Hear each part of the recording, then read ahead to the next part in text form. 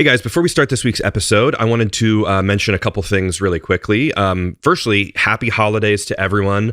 Thank you so much for supporting Drum History and listening to the show over the last, however many years. If you just discovered it, thank you. If you've been listening since day one, a huge thank you to you. So next, I want to give a big shout out to my friend Jeremy Berman from Q Drums, who became a supporter of the show on Patreon, which he didn't need to do. I know he's going through a lot of stuff, but he said he really wanted to support the podcast and enjoys everything that I'm doing here, which means a lot, especially because of the situation he's in. So if you didn't hear his episode, just go back a few episodes from this, and you'll see the history of Q Drum Co. With him and Max Qzor, and they did a great job. So check out Q Drum at qdrumco.com to see everything they do.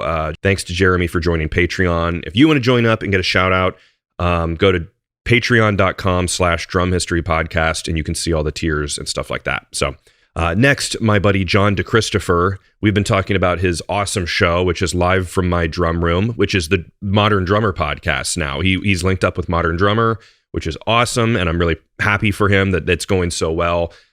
He's trying to focus a little more on YouTube, so I wanted to let people know, go check out Live from My Drum Room with John DeChristopher on YouTube and go hit the subscribe button so you can keep up with everything he's doing. He's got more industry knowledge and stories than I think most people do who are doing interviews, certainly more than me with his experiences in this industry. That's it for now. So let's hop in and learn about what it's like to work with Buddy Rich. Hello and welcome to the Drum History Podcast. I'm your host, Bart Vanderzee, and today I am honored to be joined by Howie Stulberg to talk about Buddy Rich and working and teching for Buddy Rich. Howie, welcome to the podcast. Thank you very much, Bart.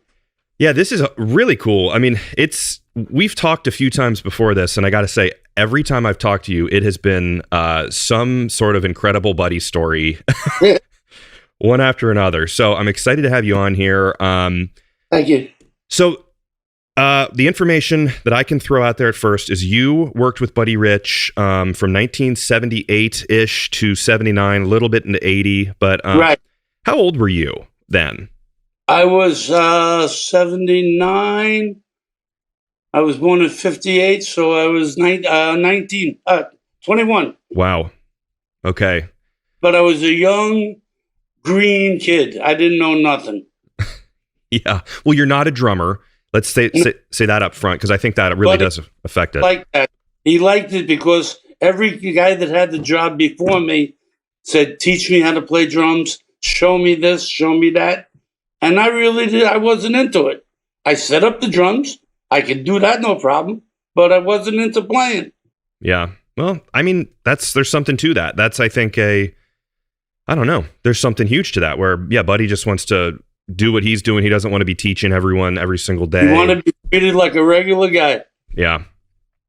All right, Howie. Well, let's jump in here, and I'm going to let you go because with the technical thing, when I talk, it kind of dips you down. So if people don't hear me talk too much while you are, that's just for that reason. So we'll keep it nice and clean. But all right, Howie. So I think we should start with basically Buddy gets kind of a bad reputation for being kind of a tough guy, a hard guy, which we'll talk about that too. I think some of there's plenty of stories that like the tapes and all that, which will go to that. But before we get to the bad guy stuff, I think it's great to kind of defend him a little bit because he can't stand up for himself. So tell us some stuff about Buddy Rich being a really good guy and someone you had a really good time working for. Oh, it was one of the greatest experiences of my life.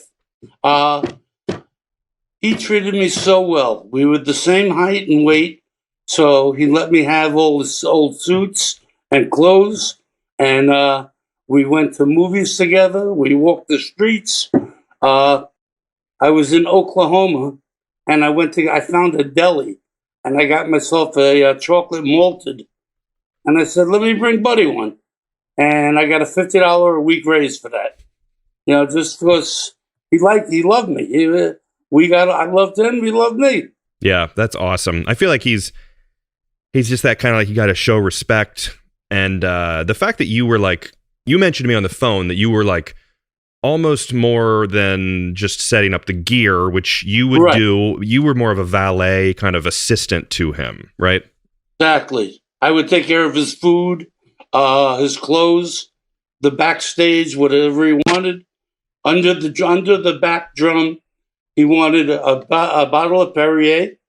He wanted some towels on the back drum. On the bus, I had to keep Rolos, Twinkies, and a Perrier. That was his big thing. He loved them. We would practice karate in the hotel room. He would hit me. I had my hands up. He would do. His legs. Forget about his legs. He had muscles in his legs from using the hi-hat and the bass drum. I can't say enough about the physical stamina he had. He would put me through the ringer. Yeah. I remember once he was on stage and he was like, he wanted to tune his drum. So he yelled out, "Give me an A, give me an A." And one of the trumpet players said, "Hey!" And he fired him on the spot. He said, "Here's your ticket. Go back to New York. You're done." Man, do you think it was like sort of was there ever an instance where Buddy would have found that? I mean, that is funny, but like, do you ever think he would have found that funny, or was it like he caught him in the wrong day, kind of a mood thing? Hey, that's all. Like, he fired me a few times when he asked me a question and I said yup instead of yes. He said, "Never yup me, ba, ba, ba. Get out of here, you're done." But a few minutes later, we're back in business. Yeah. Well, did you feel like you had to walk on eggshells around him, or could you kind of relax? At times, yes. At times, it was just keep your mouth shut and don't say anything. You know, like, we would be at a party in Las Vegas, and Sammy Davis Jr. was hosting it, and Sinatra was there, and Johnny Carson, and all the boys. And he introduced me to Sinatra, because they used to be roommates back in the 40s. And he said, "This is my boy."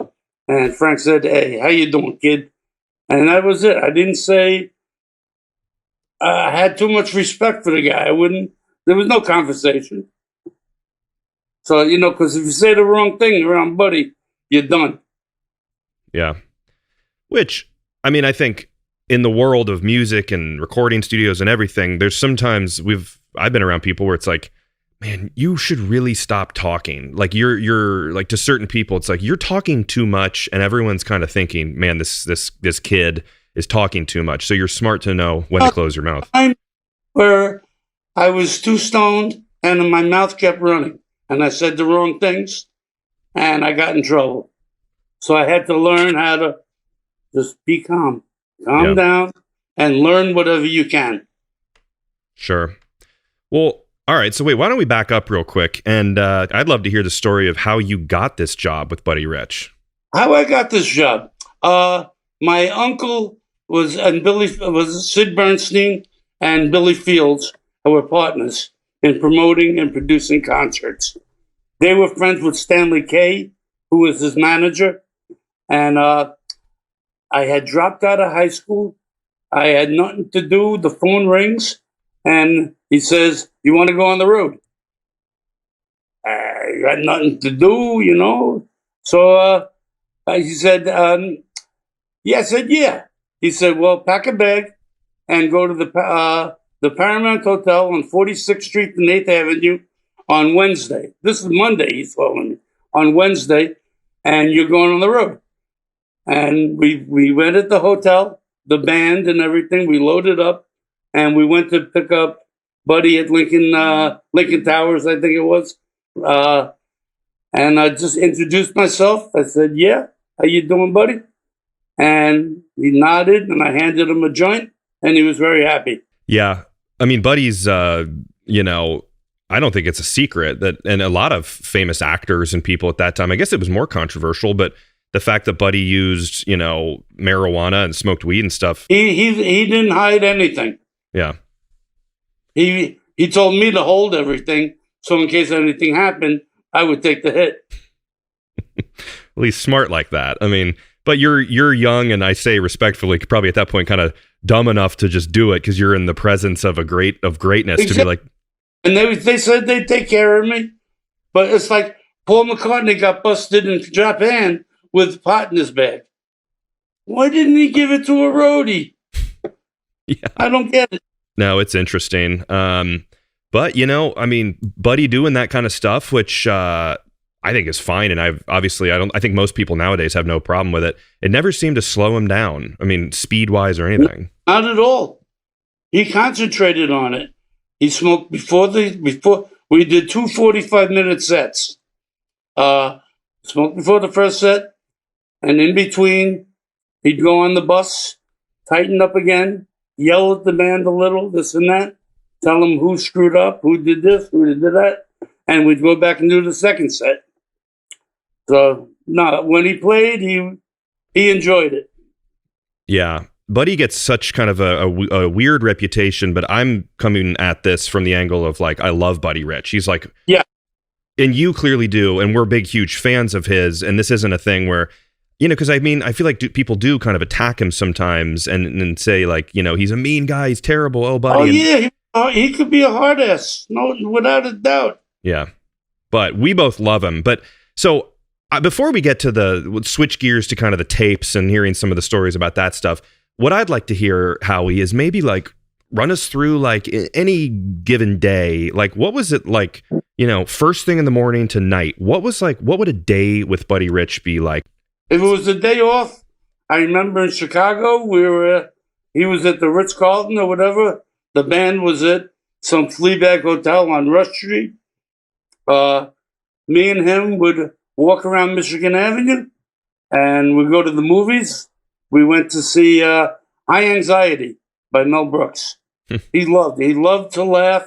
He enjoyed it. And he loved when people recognized him on the street. He had no problem signing autographs. In Chicago, we always went to Miller's Pub on Wabash and Adams. He loved the ribs there. And he would take the whole band. As soon as we pulled into Chicago, the bus would go to the restaurant. Everybody would get out, and we'd have a party in the back. That's awesome. It's a day with Buddy was fun. It really was. Well, like, all right, then getting to the gig. So you guys would pull in, you'd go to the restaurant, and then from there, would he like kind of peel off and go? Okay.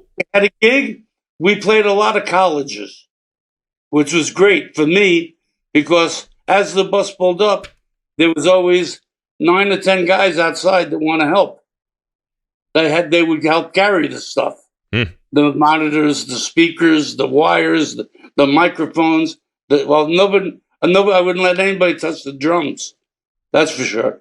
But they would help. It was then doing the gig. He'd go like the band had a book about that thick with songs that they had to remember, and I carried all those books and the bandstands. So It was a lot of work. It really was, but I loved every minute of it because it got me to other roadie jobs. Yeah, it's interesting that you say that about having like, you pull up to a college and there's an army of guys who want to help because, yeah, of course you want, because those people then are probably, in their 60s and 70s telling a story of how they carried Buddy Rich's like speakers or something. You know what? Yeah. But you know what?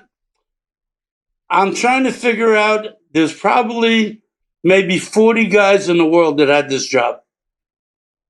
Maybe 50, I don't know.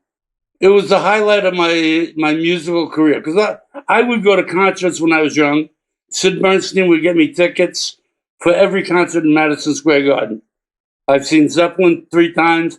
I've seen Tull, Stones. I've seen everything that came into Madison Square Garden. So then, like I said, you want to go on the road? Sure. I love music.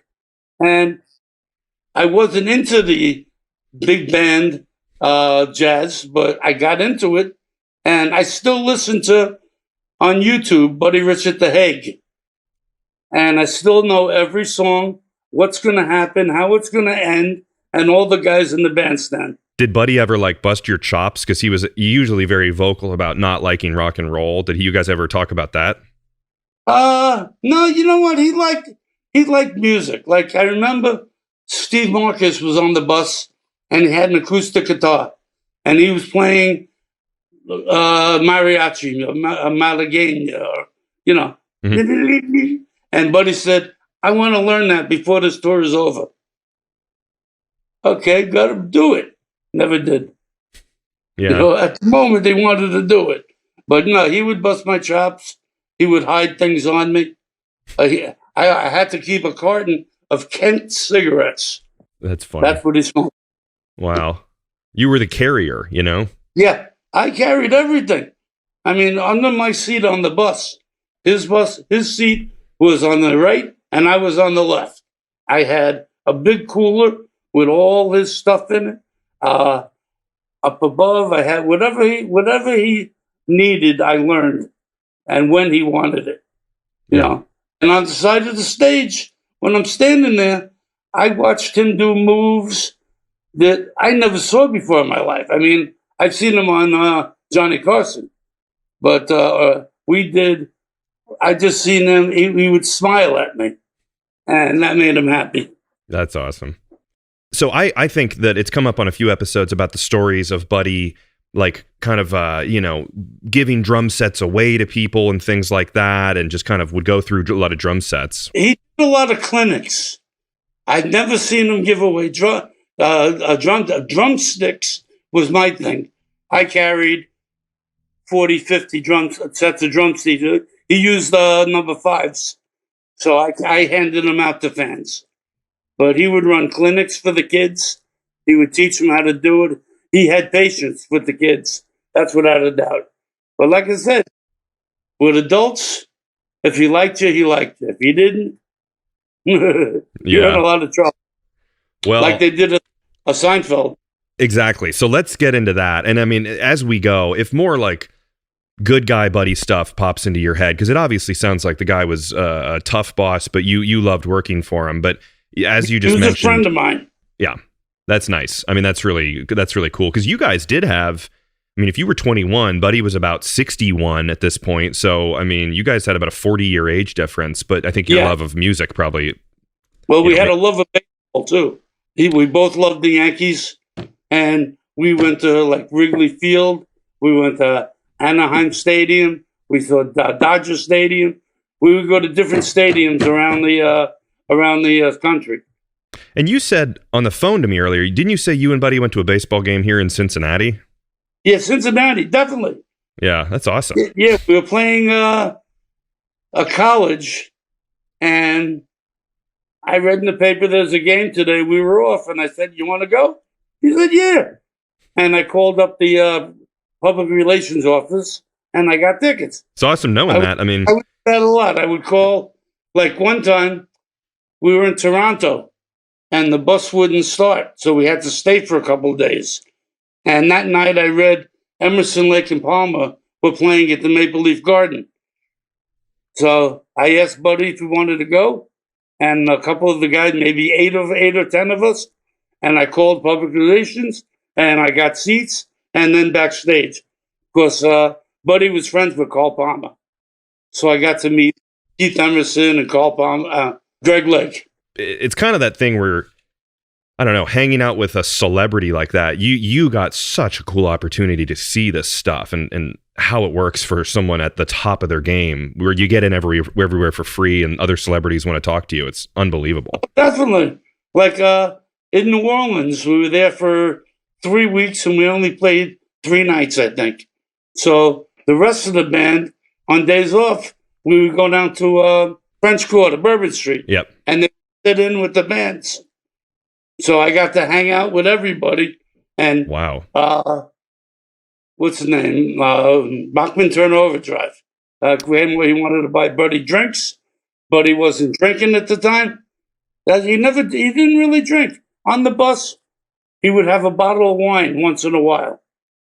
Yeah, we would share. But that's interesting. He wasn't really a drinker that I saw. It was not anything else. He was just marijuana. I think it's healthier. I mean, I think that's, again, if this was today, there would be like no problem. Not that there was a problem then, but like, I mean, but even then you look at those days, I think of like Carl Sagan and these like huge celebrities who would be pro, marijuana. And it's like, yeah, whatever. Who cares? It worked for him. That's cool to hear. But you were getting into it before. So all right, Buddy, just to make sure we get to it, let's talk about, you mentioned before Seinfeld. The tapes of Buddy Rich are obviously kind of what began, I think, beyond just like, verbal stories of people telling each other. That really got out there in the world, the whole attitude. There's this legendary thing amongst comedians and comedy writers of these bootleg Buddy Rich tapes. Buddy Rich was very famous for doing shows, and he was a drummer, and he had this big band, and he would do the shows, and he would get on the bus, and he would excoriate all the players in the band for playing too loud. And somebody in the back of the bus, his tour bus, one day turned on the tape recorder and recorded these absolutely florid, inspired rants of pure rage and frustration and hostility at the players. And I know almost all of it by heart, along with a lot of my friends. And there are 3 lines in the series that I just took lines from those tapes.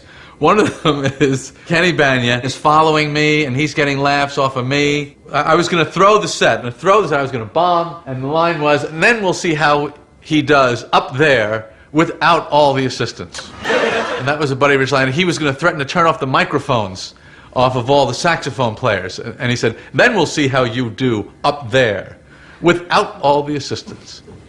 And the other one, there's 2 others. The other one is George in the opposite episode when he confronts the guy who's talking too loud in the movie theater. And he says to him, would you like to step outside and I'll show you what it's like? No one could write that. Only Buddy Rich could think of threatening someone with physical violence in that kind of terminology. Why don't we step outside and I'll show you what it's like? And the other one, which is my favorite, which I conveniently left for last, is Frank Costanza in the coffee shop when he tells the story of his long-lost love from Korea meeting her father, and how the father didn't like him and how he said in Korean, this guy is not my kind of guy. And those 3 lines are taken directly from Buddy Rich. This week's episode is brought to you by Dr. Matt Brennan and his book, Kick It, A Social History of the Drum Kit. This book is extremely fun to read. It's a comprehensive look at companies and brands like the dynasties of Ludwig and Zildjian. You get to look at jazz players like Gene Krupa and Max Roach, and rock stars like Ringo Starr and Keith Moon. It is full of great information. Here's a couple quick quotes from some famous drummers who are praising this book.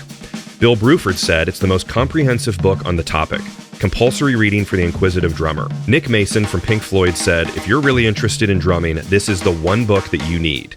Modern Drummer said, Brennan pulls off something remarkable. He makes a deeply investigated and well-sourced history of musicians and drum manufacturers a page-turner.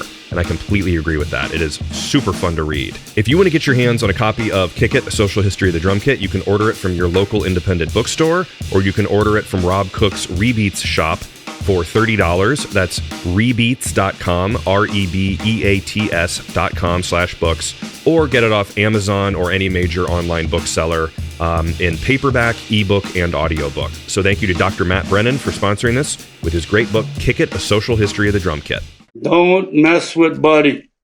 If you did mess with him on the outside, then I'd have to get involved. I'd have to break it because Buddy, I was like a bulldog with him. If he didn't want to be bothered, I would block it. Do me a favor. People would come to the table, and he's got the ribs and his mouth, and people would ask for autographs. And I was like, do me a favor. Come back later. We're having dinner. Mm-hmm. He never said no, but the timing was wrong.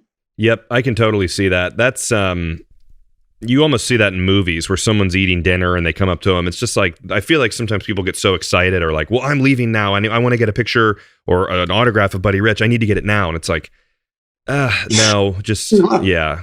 If it was a kid that was just learning drums, maybe. Or definitely don't talk to him in the bathroom. I'll tell you that right now. Really? That's interesting. He'll turn around and take a leak on your shoes. Oh, man. All right. So you mentioned to me that there was one point on the tapes where you were yelled at personally. What was that part? Yeah, it was the trombone player. I forgot his name. The bald guy would do a tape recorder. But he had one thing where he was yelling at the band and the door to the bus was open. And he says, close that freaking door. And he was talking to me. So I had to go close the door.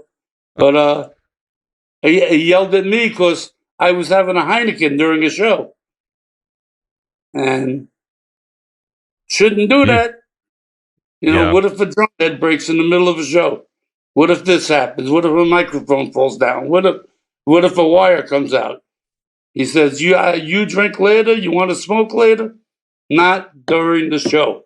I get that. I got in trouble in college. I was like interning with someone where they would do like concerts. They would put on concerts and I was supposed to be like watching the door or something. And I ended up just sitting there for a couple minutes having a beer with a friend at the bar. And the guy came up to me and was like, just nice. But he was like, I wasn't being paid, but you're not supposed to be doing that. And it's like, all right, I get it. I would do stuff like that too. When I was a waiter, I would sit down at the table with people. You know, you're not supposed to do that. No. So another thing I want to talk to you about and get your kind of input on is Buddy on Johnny Carson, because he was a return guest. It was very, Ed Shaughnessy and the whole band. It was just a really special thing to have Buddy on there. Right. Well, Buddy had open invitation. Anytime he wanted to go on the Tonight Show, no problem, because he was so entertaining. He would sit in with the Doc Severinsen and the band. He would do. Actually, he gave lessons to Johnny Carson on the drums. We went to Johnny Carson's house, and he had a drum set, and he was teaching them how to do that. Johnny was a good drummer. Nobody can do what Buddy did. Buddy had finesse. He had a gentle touch with the drums. The other guys, like I said, Krupa, Belson, even John Bonham on Zeppelin, were bangers. I mean, they were great drummers, but they were bangers, I call them. Buddy was smooth. Well, with the Carson thing, and then I love the pranks that they would pull on each other, and just it was so silly, and you could tell they were really good friends. Were you ever there when they did any like the wax paper drum heads they would punch through or anything like that?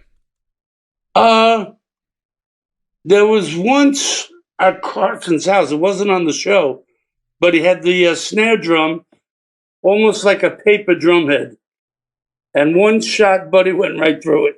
Because he did that on air, so maybe he was testing for the real for the show, Right. Yeah. But what I liked about doing Carson and Merv Griffin and Mike Douglas show, we did them all. But there was union guys, so I didn't have to touch nothing. They would unload the bus. They would set up his drums, and all I had to take care of was Buddy and his clothes. Mel Torme would show up on Mike Douglas. And Buddy was in a sweatshirt because we just pulled into town. And then Mel Torme came out and they did Love for Sale, which is a great video. If you get that on YouTube, Mel Torme, Buddy Rich doing Love for Sale. I love Mel. Yeah, absolutely. And, one thing that I didn't even think to ask, but I want to mention is there's some cool video of it. I forget on what performance. It was way earlier. It was way before when you were with him. But Buddy was a good singer and would perform as a singer. Yeah, he could sing. Did he ever do that in his later years? I can't remember seeing it. No, later years. But like in the room at night or in the day, he would sing. The guy had a voice. He was talented. Yeah. Did Buddy ever mention anything to you about his like incredible childhood of like coming up on vaudeville and Yeah. I asked him about it. He was Baby Traps. Yeah. It was like not being a slave, but he was like not forced into it, and he just he had the talent. He was like he loved it, but it was like boot camp or training. You don't quit. You do it. Buddy was not a quitter. If something didn't work, fix it. He liked the vaudeville. He loved when he was with Dorsey and Sinatra. Was it Dorsey? He was with Dorsey. I should say up front there, I love Buddy, but there are guys like Sean Martin and Brooks Tegler and a lot of Buddy historians who know more of the details of every band in every era. I'm more of just like a broad. I love Buddy and think he's amazing, but there's some great resources for super narrow Buddy, content. But I think this is just a cool broad look at him. Right. I got into the music because that's what I had to listen to every day. Sure. So I knew every note, every what was coming up, who was doing a solo, because I had the spotlight of the gels. I had to know who was going to do a solo here and there and here and there. So wow, I learned. That's crazy. I mean, so I was you were no doing great roadie. I'll tell you that right now. Lifting things was not my bag. Backstage, handling the band, handling Buddy, that was my thing.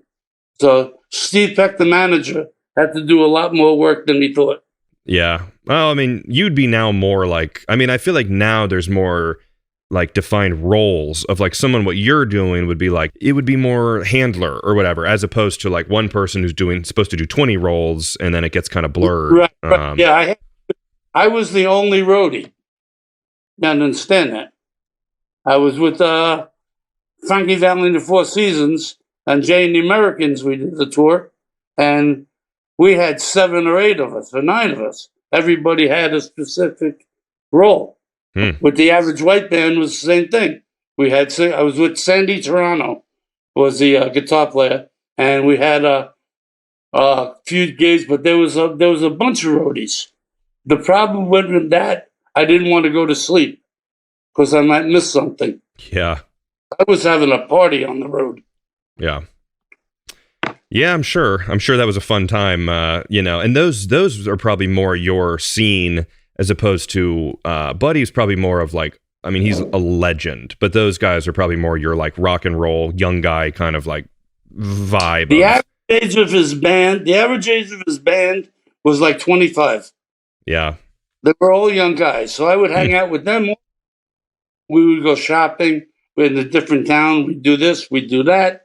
So I got to know them too. Definitely an incredible experience. I learned how to handle myself backstage when I was very young. From like 11 or 12, being backstage. I remember my cousin Billy Fields and Sid Bernstein, they did Sly Stone got married at Madison Square Garden. Me and my brother were like about 7 feet from them. Wow. So we had to be, like you said, keep your mouth shut. Listen, don't talk unless you're spoken to. So, and at times I got to be a big mouth. I'll admit it. But with Buddy, I could get away with certain things because I was who I was. Yeah, you were a young guy, and it sounds like he understood that and appreciated it. What caused you guys to part ways in 1980? Stanley Kay, who was Buddy's the assistant drummer early on, and then was his manager. He had a son called, his name was Craig Morton, and he wanted to go on the road. So the manager's son wanted the job. You're done. A lot for your help. Yeah. But, if you said 40 or 50 guys did your job over Buddy's career, then it sounds like a year to 2 years is kind of the lifespan of that job. Right. Well, I'm sure there was guys that were I don't know 40. I picked a number that I estimated. Sure, those guys with him for a few years, 3 or 4. There's some guys who were with him 6 months. Mm-hmm. It depends on the personality. For sure. I got that we liked each other. Yeah, absolutely. Speaking of liking each other, you mentioned before that like Buddy had a lot of friends who were like famous and all that stuff. Of course, we got to talk about like his relationship with guys like Gene Krupa, where I think they were to the public would be portrayed as like they're battling their enemies, but we all know that they were good friends. There's a rivalry there, but you know what? They still played baseball together. Buddy was good friends with Krupa, without a doubt. And also Louis Belson. Which Louis and Gene are just infamously nice guys. So it's kind of a funny, big difference in their public personas between the three of them. Yeah. Like I said, Buddy was out there. Louis Belson was quiet. And Krupa, I had no idea because that's way before my time. I watched the video. He would smile. Everybody had their own style. But I remember Buddy did he got a cage and the drum set went up around and round and round. He was strapped in and he did a solo for like 3 or 4 minutes. It was great. They had him, I think it was on Carson. It was set up where the drum set would spin around on the board and he was strapped in and he would do a great solo. That's like some like Tommy Lee stuff that you think of like in the 80s or something like that. Or, well, I guess that's kind of getting closer to that time. Way before. Interesting. Like I said, I had to travel with Buddy's VCR. He wanted the VCR in the room, so I had a big case with the VCR in it, and I had to bring it to every hotel room that he was in. I dropped it a couple of times, and he looked at me, but we knew the case it was one of those studio cases, so nothing happened. But he looked at me like, seriously? Well, I mean, we laugh now, but I've always heard this was before my time, but I've heard VCRs back then could be like, $2,000 or something like that. Yeah. It was expensive. It was way expensive. And then the tapes, it's back in the day, I remember calculators were $125 when Texas Instruments first came out with them. Man, well, yeah. What would Buddy like watch? What were his favorite tapes to watch? He loved action movies. Chuck Norris, Bruce Lee. He loved Bruce Lee. That makes sense. He liked comedies too. He liked to laugh. Like I said, it depends. Who would like 70? He loved Richard Pryor. We watched George Carlin. He was amazed at the things that this guy would come up with. But he had a good mind. He kept his mind going. He didn't stop. Yeah, no, that's awesome. And the whole like action thing makes perfect sense with his martial arts background. I mean, it's like, of course he likes those guys, Yeah. But after he watched it, he would start playing with me. I would take a couple of hits in the shoulder, slap in the head. I took a lot of stuff. Yeah, but as it sounds like you've said, you wouldn't trade it for the world. It sounds like one of the best experiences you could have. Without a doubt. It's something that I could always look back. I mean, it's 40-something years later, and I'm still watching it on YouTube. It brings back memories for me. I'm 64 years old right now. I'm in a rehab center for my foot. I lost all my toes due to a bacterial infection. So I got my iPad, and I go to Buddy Rich at The Hague, and I'll just watch it all day. But then I watch the Stones in concert too. Yeah, a nice mix of stuff. I mean, you were a pretty young guy then. Like, it's interesting to think like your parents or your mom or your dad, they would have been like, Buddy would have been like their generation's kind of like, star. What did they think? My father was born in 27, and my mother was born in 29. So they were 10 years younger than him, right? Yeah. Yeah. My mother told me her advice was, if a magazine falls on the floor, pick it up. Amazingly, I was on the bus and a magazine dropped on the floor and I rushed over to pick it up. Sweep the floor, clean this up, keep the bus neat. I had to keep the bus neat. We didn't want to live in a pigsty. We did a lot of traveling on that bus. There was 15 guys in the band, as Steve Peck was the manager and the bus driver. So there was 18 of us on that bus, and Buddy. Was it sort of a leave Buddy alone on the bus type situation, or would he kind of? Oh yeah, without a doubt. You could tell. I'd ask him a question, and he'd like put his hand up, like talk to the hand. Before that was around, he was like, and he had a lot of facial expressions to me that I could tell what he wanted. Man, and a full life of like nonstop doing that and buses and performing. I'm sure it made him a little bit, like some of that attitude. I'm sure that makes anyone a little cranky. He was on the road 10 months out of the year. He took off for Christmas and another month. I forgot I think it was Kathy's birthday. I'm not sure. But the rest of the time, Marie went shopping.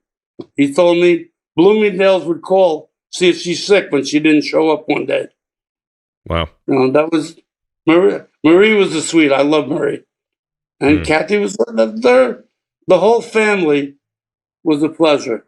They lived on the 27th floor, I do believe, of Lincoln Towers.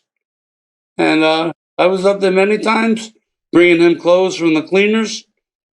And I did what needed to be done. He had two sisters in Brooklyn. When I was with him, he had two sisters in Brooklyn. And Kathy was, when she started singing with Stan Getz's daughter, they backed the band. Stan Getz and Buddy backed the band. I don't know how many gigs they did, but I remember in Chicago, we were in Colorado when they decided to get together. Stan Getz was another sweetheart. Oh, I'm sure. Yeah, he seems like a nice guy. All right, Howie, man, this has been incredible, and I'm just honored that you are taking the time while you're recovering from what's going on with your foot to share the stories with me. And I think this is just the kind of information that you literally, unless you talk to someone else who had the same job as you, but even then it wouldn't be the same because you had a very specific time and relationship that only you could have had with Buddy. So I appreciate you being here. I don't know what relationships the other roadies had, but I know what I did. And I did the right thing. I tried my best. And what I didn't know, I learned, and I messed up a lot, without a doubt. You can get away with a lot when you're young. Yeah. All right, Howie. Well, thank you for being here. And well, first off, thanks to everyone who's listening and enjoyed this. And like I said, it's all just a positive, I hope, thing about Buddy, and just to get a glimpse into the someone who worked with him. And you can very much tell that this is like a golden achievement in Howie's life, as it should be, and he can fondly look back on it. So lots of respect and love to Buddy and his family. So on that note, Howie, thank you for being here, my friend. Bart, thanks for having me. It was a pleasure to share my experiences with Buddy Rich. It was a pleasure. It was a highlight of my life, and I'm glad to share it with the audience.